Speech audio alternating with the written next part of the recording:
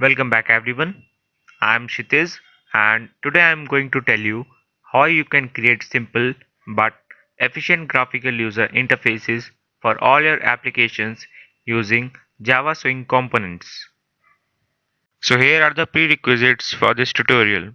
First, you should have basic knowledge of Java and AWT, that is Abstract Window Toolkit. Then you should have Java Runtime Environment installed in your system. This will enable all the Java applications to run in your Windows environment. Then you should have a Java development kit such as Eclipse. It provides a workspace which is more friendlier to code and view all your Java applications.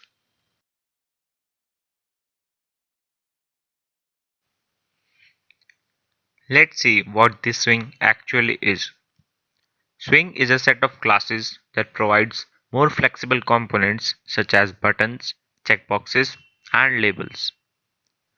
Swing is a supercharged alternative to AWT and hence it provides much better features than AWT. Swing is platform independent and lightweight. Its classes are contained in javax.swing and its further subpackages.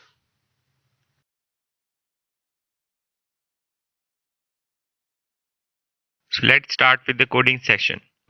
First, we will import javax.swing package in our program.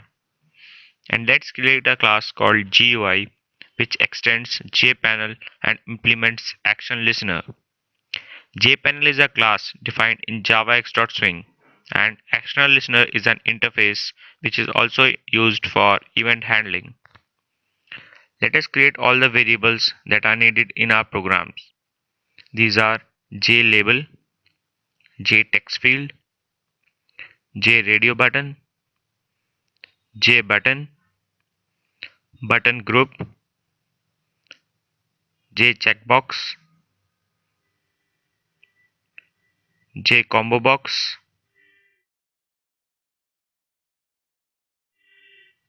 and JPanel.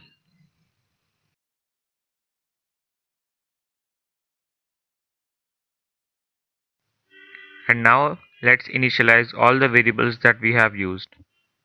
All the initialization will be done in the constructor of our class. Let's first create the main panel. Main panel equals to new JPanel. And then we need to set the layout for our panel.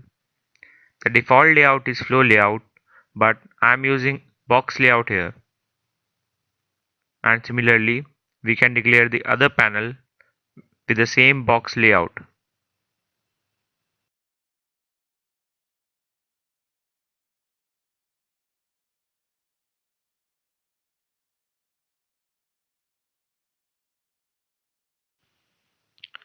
Similarly, we need to initialize all the variables that we have declared.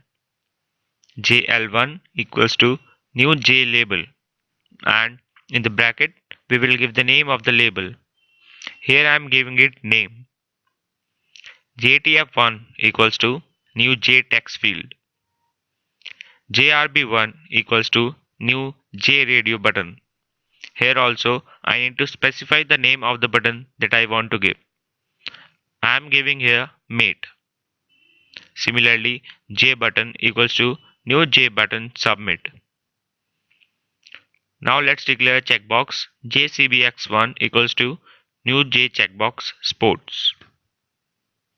For combo box, we need to declare multiple items and it is done by using add item function.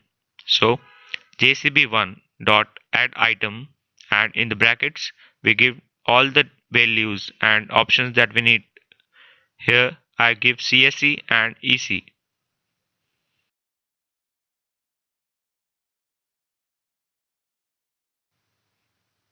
Since JPanel is a container which contains other values, here I am adding my label to the panel jp1.add jl1. Since every execution starts from the main, we will declare a main function public static void main string args. Here I am creating a nameless object and hence it will call the constructor of our class. Let's also add an action listener function and I will let you know what it does. Since there are multiple panels in our program, we need to add all the panels to our main panel. Main.add jp1. We also need to make our panel visible, and hence we use main.p.set_opaque true. Now we need to create a frame for our application. Frame provides a window within which our panel is embedded. I am creating a frame here, jframe_jf equals to new jframe, and in the brackets I am giving the name gdg. We need to set various properties for our frame, such as jf.setContentPane main_p. Main_p is the panel within which all the other panels are embedded. Also, jf.setDefaultClose operations, jf.setLocation, jf.pack, and jf.setVisibleTrue. Let's run our program.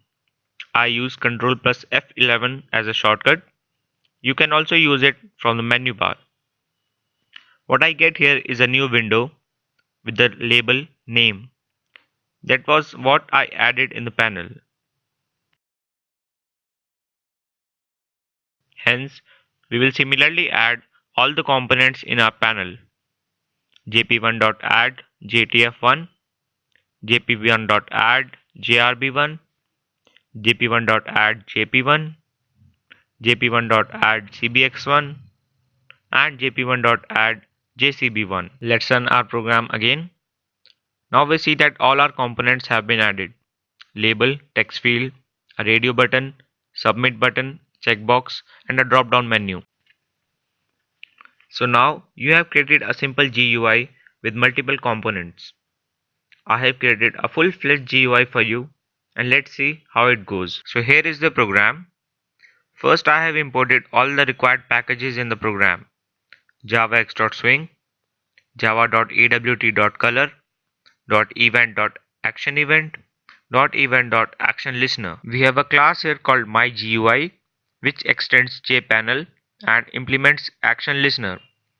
ActionListener is an interface that is used for event handling that we will use for our submit button. Here I have declared all the required components.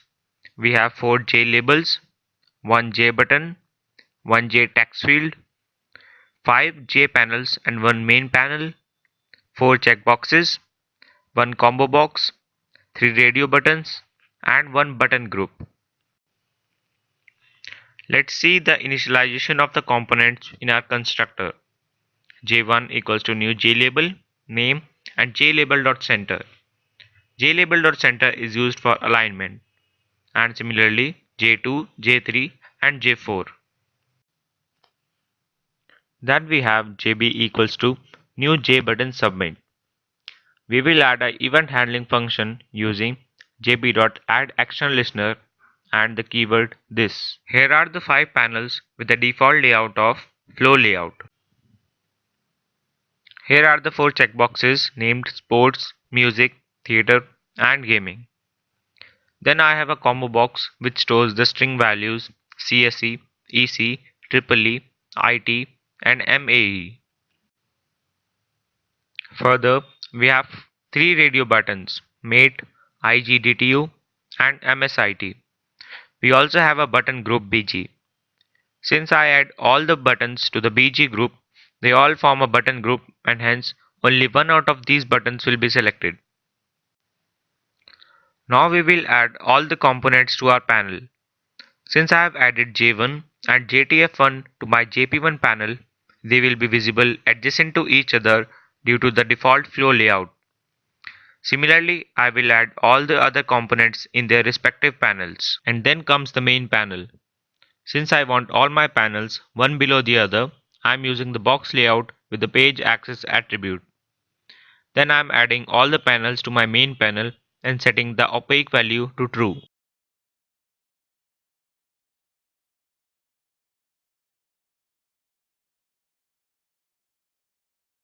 Here we have the frame GDG with the set default close operation and set location. It must be noted that set content pane contains the main panel under which all the panels have been embedded. Then we set frame.pack and frame.setVisible true. Here is our event handling function, action performed with the argument of action event. This function will be executed when we click on the submit button. Here I have created a panel with the background color of yellow. Also, I have a label which says thank you plus jtf1.getText. GetText will retrieve the value of the text field jtf1. Further, I have a frame jf with the set default close operation and set location. It must be noted that the content pane of jf is set to p, which contains the label thank you. Finally, I have my main function which creates a nameless object and hence directly calls the constructor of my class. Let's run our program. Here I get a full GUI with the label name and a text field. Let me enter my name. Then I have 3 radio buttons.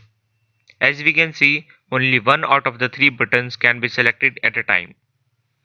Then I have a combo box called stream, which contains multiple stream values. Further, there are 4 checkboxes, and unlike radio buttons, multiple values of checkboxes can be selected at a time. Finally, a submit button. When I click submit, a new window pops up with the background color of yellow and with the label thank you Kshitiz. That was what I entered in the text field. And this concludes our tutorial. Now, I'm sure you will be able to create efficient graphical user interfaces for all your applications. Thank you.